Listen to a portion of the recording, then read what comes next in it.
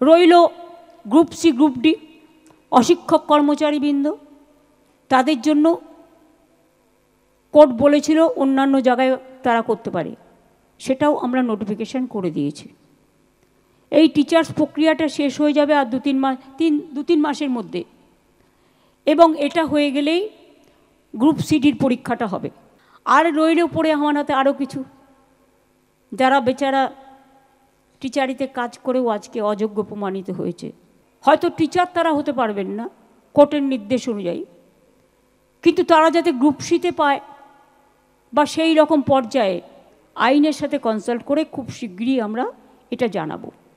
আমি কাউকে হতাশ হতে বারণ করব, তার কারণ আমাদের সরকার হচ্ছে মানবিক সরকার, এবং আমাদের দৃষ্টিভঙ্গি অলওয়েজ আমরা পলিটিক্যালি দেখি না, আমরা মানবিকভাবে দেখি। মুখ্যমন্ত্রী প্রথম থেকেই তিনি কাদের পক্ষে আছেন এগুলো আপনারা জানেন, হাইকোর্টে প্রমাণিত, সুপ্রিম কোর্টে প্রমাণিত। আজকে প্যানেলটা বাতিল হলো কেন? এই যে 1806 জন যা অযোগ্যদের পাওয়া গেল, এই চাকরিগুলো বিক্রি করেছে কারা? এদেরকে কেন জিজ্ঞাসাবাদ করা হচ্ছে না? এদের থেকে কেন বেতন ফেরত নেওয়া হচ্ছে না? যোগ্য ওয়েটিংদের কেন তাদের চাকরিতে জন্য চিন্তা করা হচ্ছে না?